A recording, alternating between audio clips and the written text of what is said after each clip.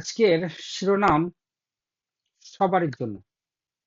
India, West Bengal, Kolkata. আমিও একজন India, West Bengal, কলকাতায় আমার বাড়ি। Nadia district, Ranaghat, Nadia district. তো হঠাৎ করে যে পরিকাঠামো যে শুরু হয়েছে,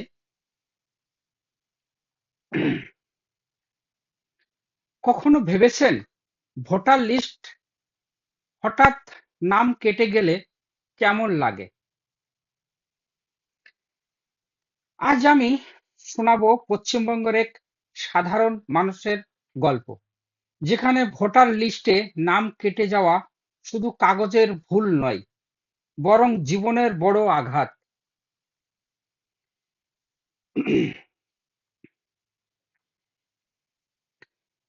এসআইআর একজন সাধারণ মানুষ যিনি প্রতিদিন কাজ করে সংসার চালান।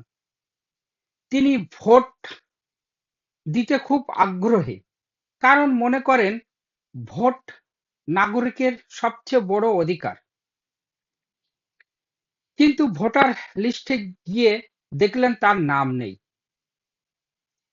সিরাজুলের সিরাজুলের মনে হলো, আমি কি আর নাগরিক নাই?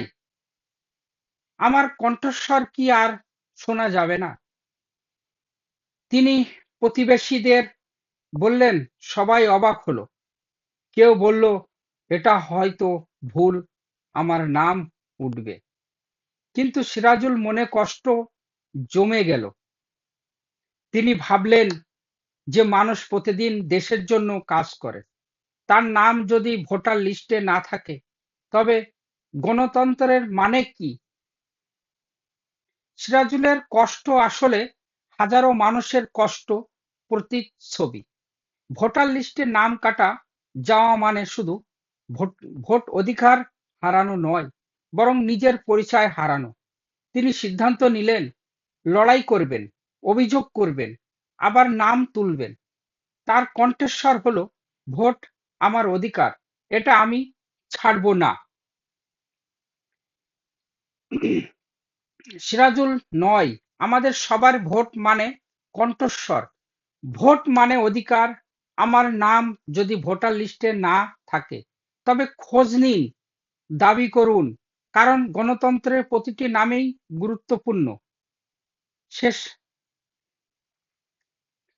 যদি আমার ভিডিওটা ভালো লাগে তাহলে লাইক, শেয়ার, সাবস্ক্রাইব করতে ভুলবেন না। আমি দারাদ হোসেন মন্ডল, কুয়েত প্রবাসী। আবার আপনাদের সাথে দেখা হবে নেক্সট ভিডিওতে।